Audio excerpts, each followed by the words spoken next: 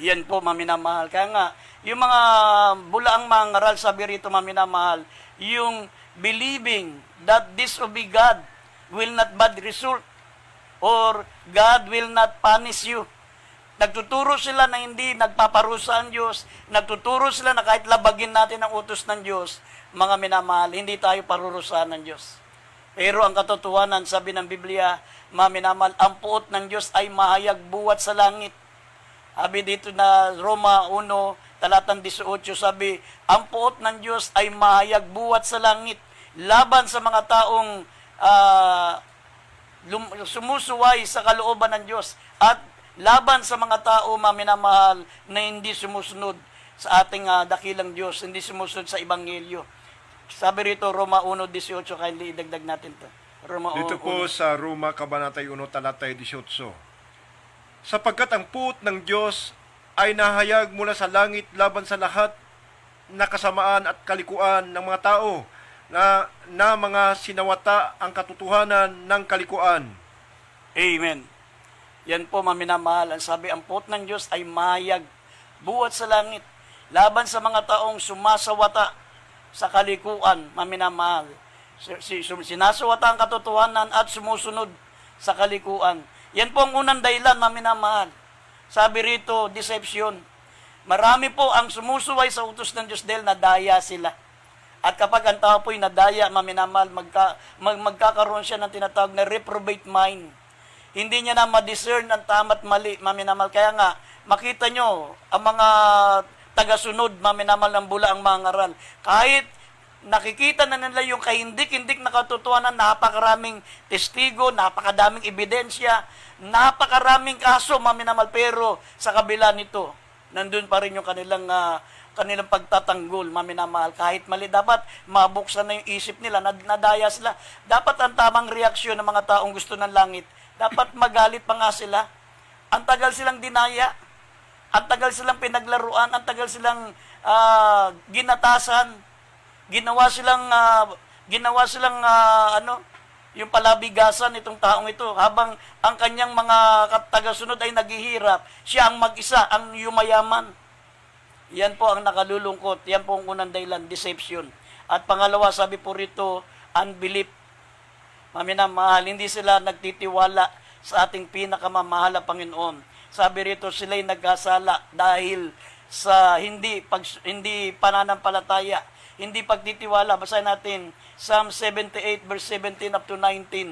Italo ng 31 hanggang 32. Basahin natin mga talatang ito. Awit 78 talatang 17 hanggang 19. Talo ng 31 hanggang 32. Dito po sa awit, Kabanatay 78, talatay 15 hanggang 17. 17 hanggang 19. Ganito po ang pagkasabi.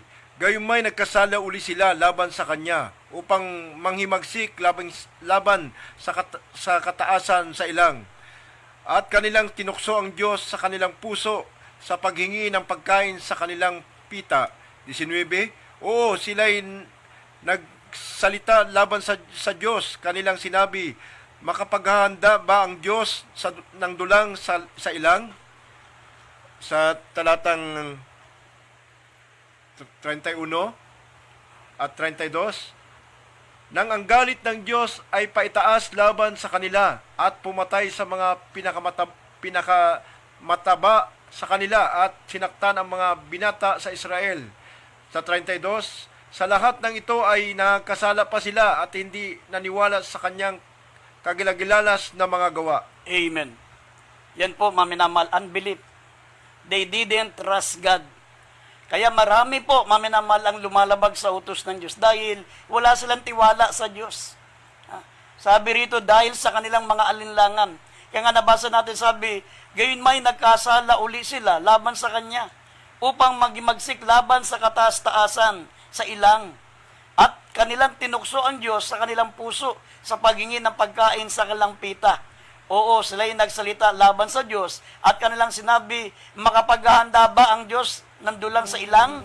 Sabi ng 31, maminamal Deuteronomy, Psalm 78 verse 31 up to 32, nang ang galit ng Diyos ay paitaas laban sa kanila at pumatay ng pinakamataba sa kanila at sinaktan ang mga binata sa Israel. Sa lahat ng ito ay nagkasala pa rin sila at hindi naniwala sa kanyang mga kagilagilalas na mga gawa.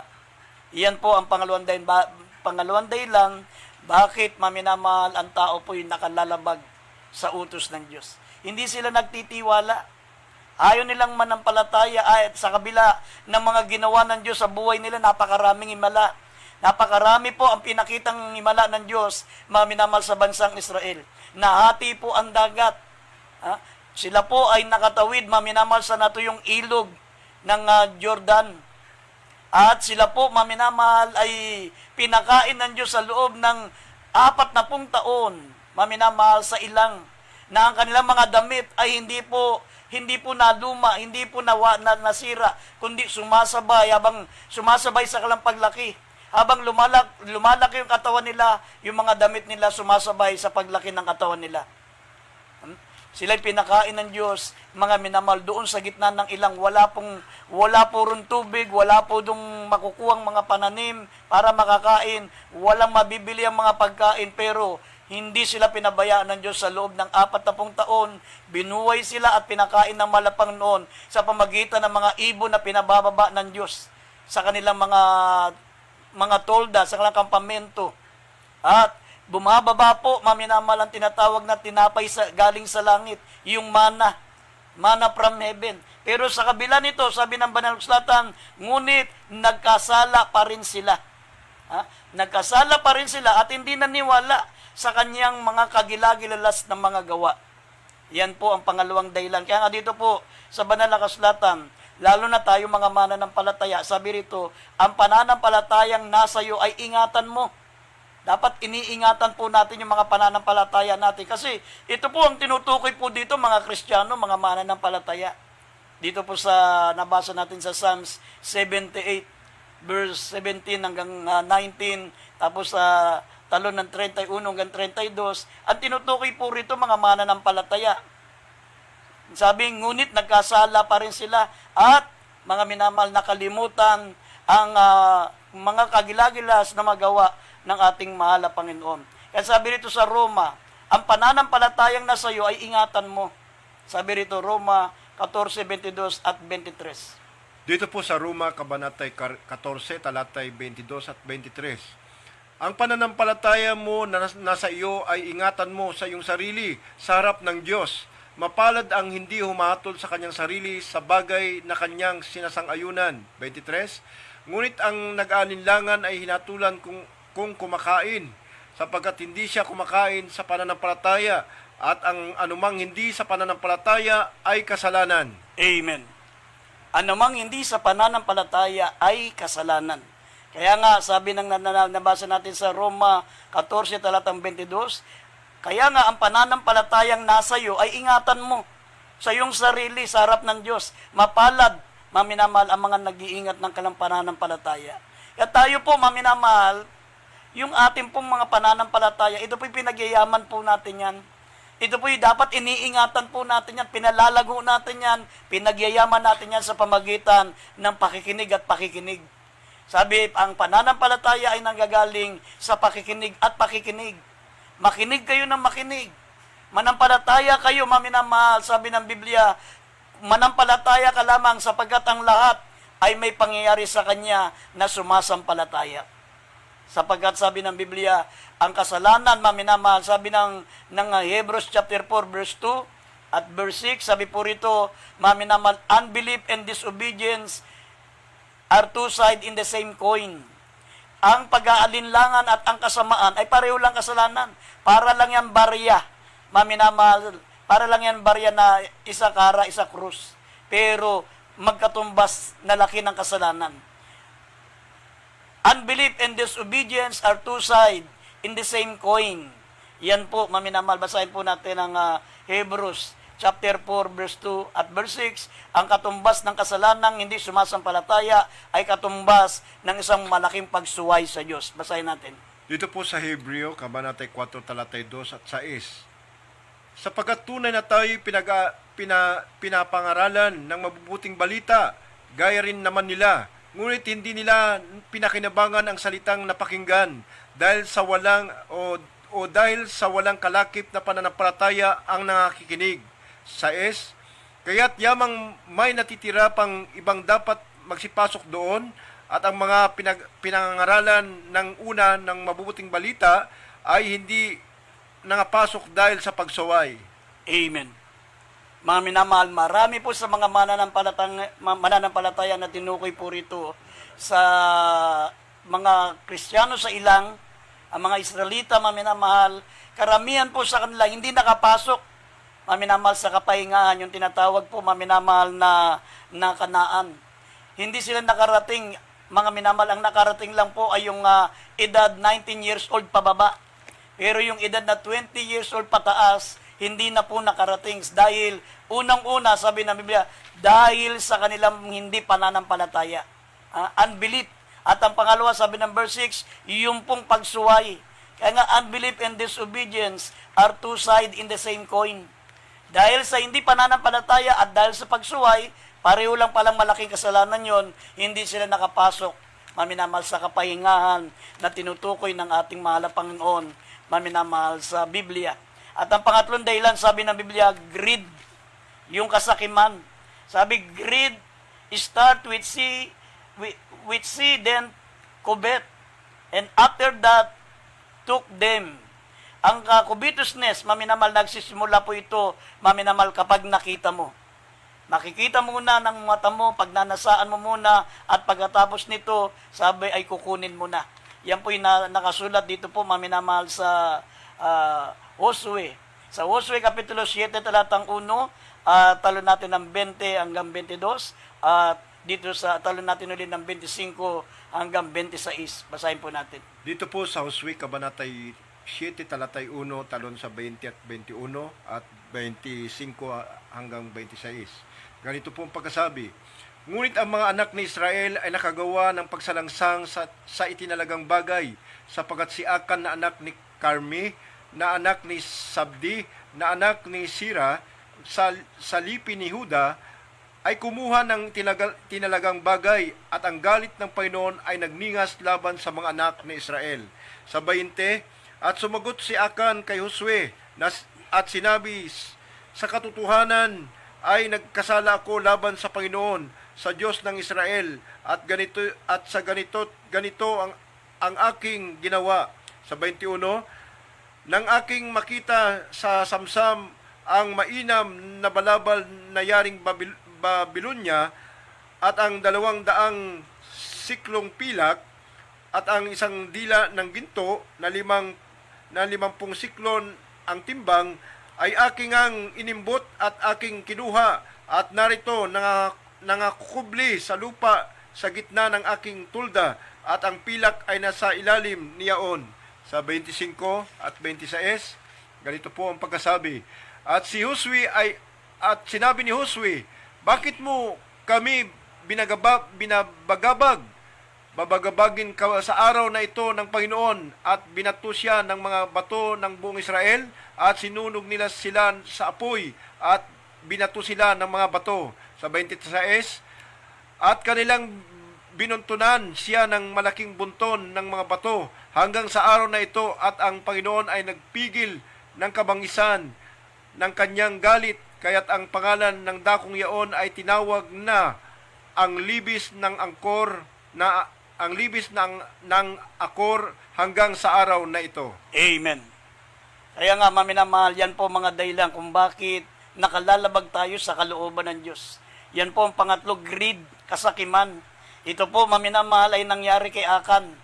Ang sabi ng nabasa po natin, maminamahal, sa verse 21, sabi po rito, maminamahal, at nang aking makita sa Samsam ang mainam na balabal na yaring Babylonia, at ang 200 siklong pilak, at ang 1 dila na ginto, at 50 siklo ang timbang, aking ang inimbot at aking kinuha, narito nakakubli sa lupa sa gitna ng aking tolda, at ang pilak ay nasa ilalim niyaon. Yan po ang ibig sabihin, maminamal, doon nagsisimula Doon nagsisimula yung kasakiman.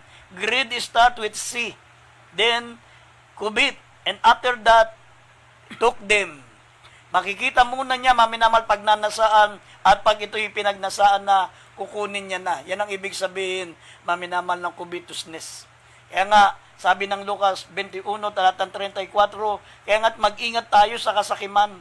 Sabi rito, basahin natin, Lucas 21, talatang 34. Dito po sa Lucas Kabanatay 21, talatay 34. Datapwat mag-ingat kayo sa inyong sarili, baka mga lugmok ang inyong mga puso sa katakawan at sa kalasingan, at sa mga pagsusumakit ukol sa buhay na ito, at dumating na bigla sa inyo ang araw na yaon na gaya ng silo. Amen.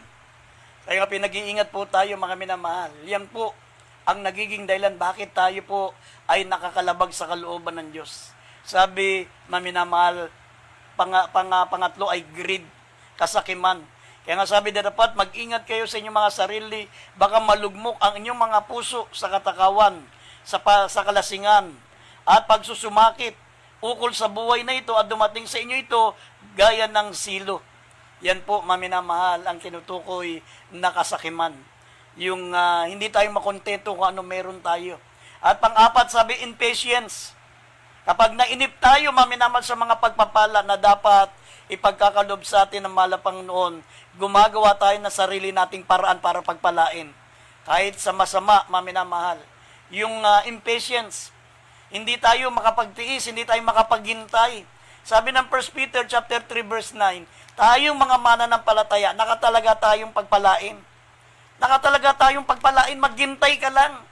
Hindi yan darating sa isang igla, pero pangako ng malapanginoon na pagpapalain tayo. Sabi rito, nasa Job 36, talatang 11, pagpapalain tayo ng malapanginoon. Sabi nga ng Biblia, maminamahal, ang mga tapat na tao ay mananagana ng pagpapala.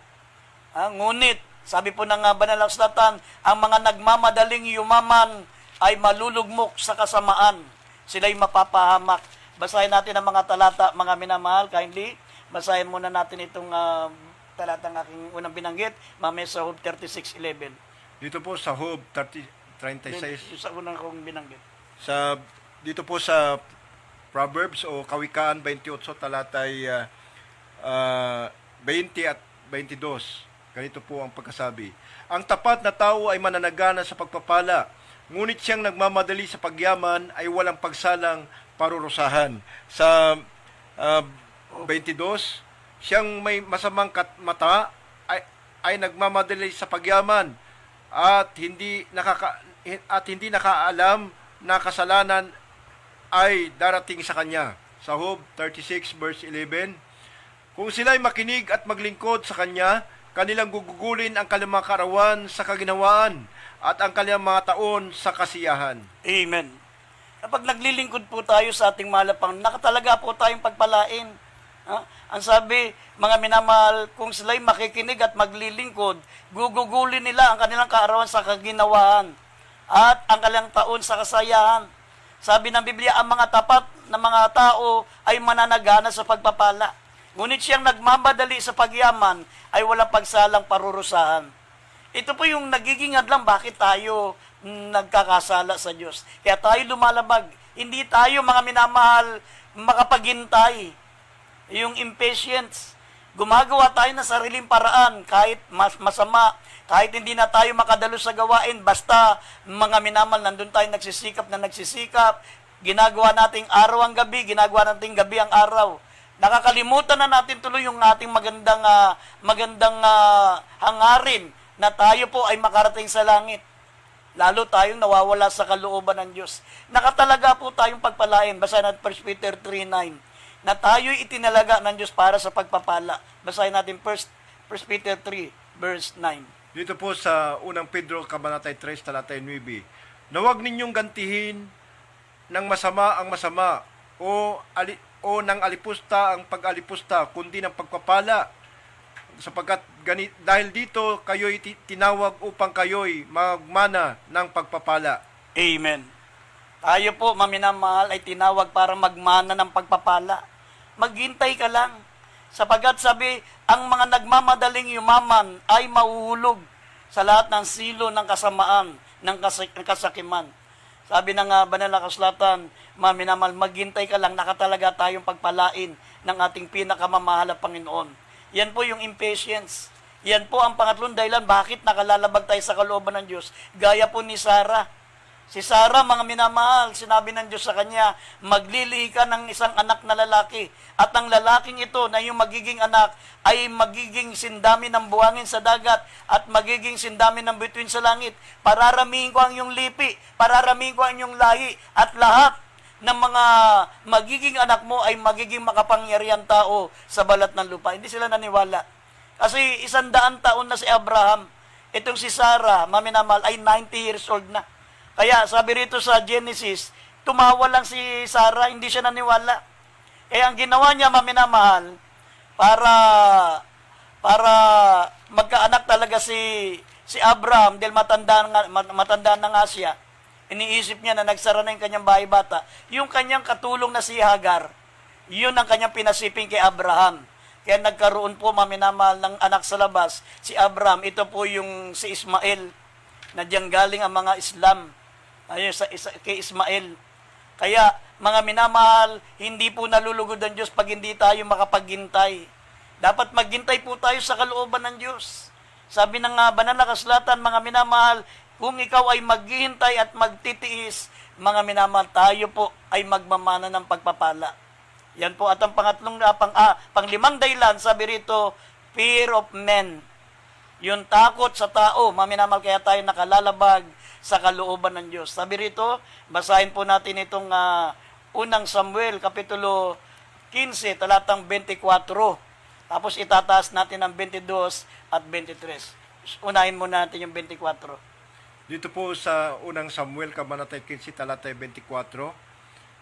At sinabi ni Saul kay Samuel, ako'y nagkasala sapagkat ako'y sumalangsang sa utos ng Panginoon at sa iyong mga salita, sapagkat ako'y natakot sa bayan at sumunod sa kanilang tinig.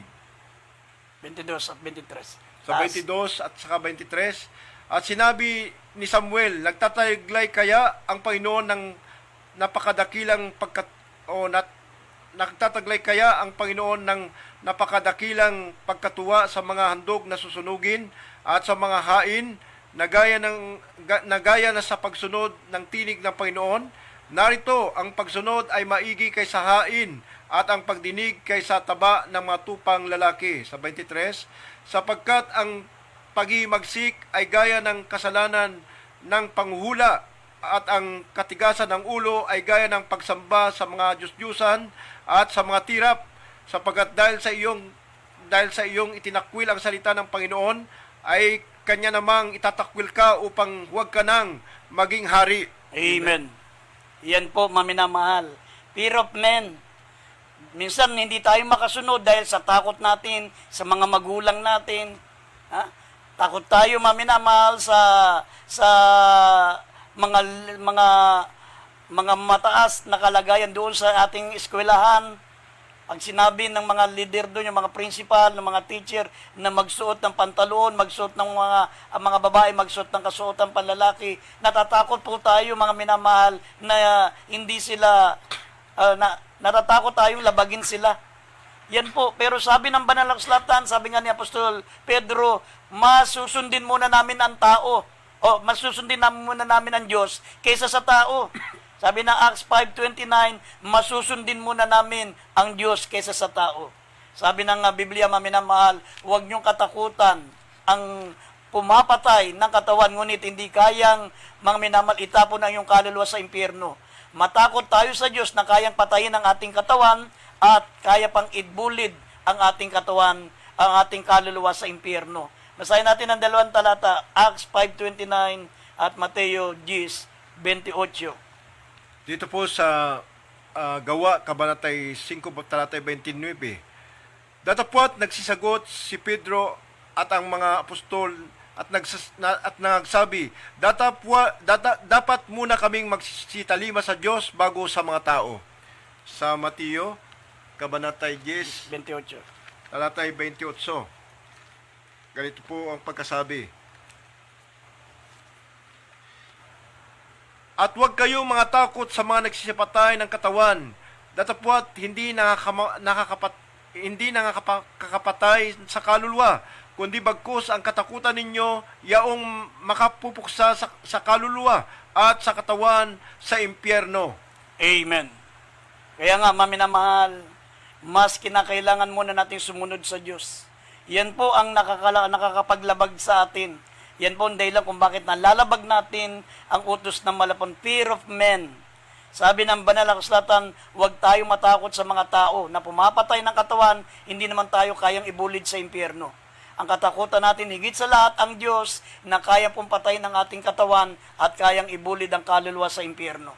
Kaya nga sabi rito sa Lucas 6:46, ang sabi ng mahal na Panginoon, bakit tinatawag niyo akong Panginoon? Tinatawag niyo akong Panginoon, ngunit hindi niyo naman sinusunod ang aking mga utos. Kaya dapat pala, maminamahal, kung talagang tayo po, maminamahal, ay naglilingkod sa Diyos, sabi ng Biblia, mga minamahal, meron po tayong tinatawag na pananagutan na sumunod. Pag tinawag natin Panginoon ng Diyos, meron po tayong obligasyon at meron po tayong pananagutan na dapat natin sundin ang ating pinakamamahal na Panginoon. Basahin natin kindly Lucas 6:46, huling talata. Dito po sa Lucas Kabanatay 6, talatay 46.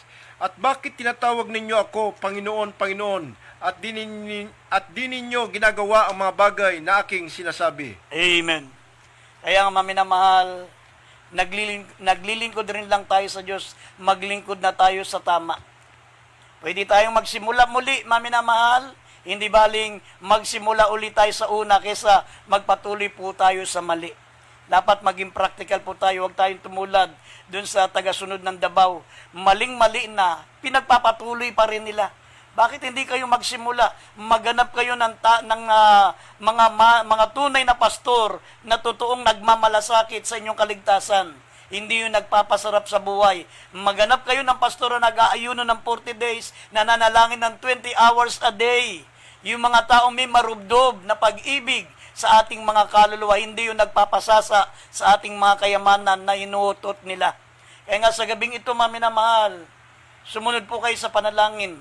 Tanggapin yung ating mahal na bilang sariling tagapagligtas. Pag kayo'y nabilang dito sa ministeryong ito, makikilala nyo ang tunay na pastor na galing sa Diyos, galing sa puso ng Diyos, sapagkat ang pastor po dito ay may marubdob na malasakit sa mga kaluluwa ng mga tao na hindi pa nakakilala sa malapang noon. Kaya sa gabing ito,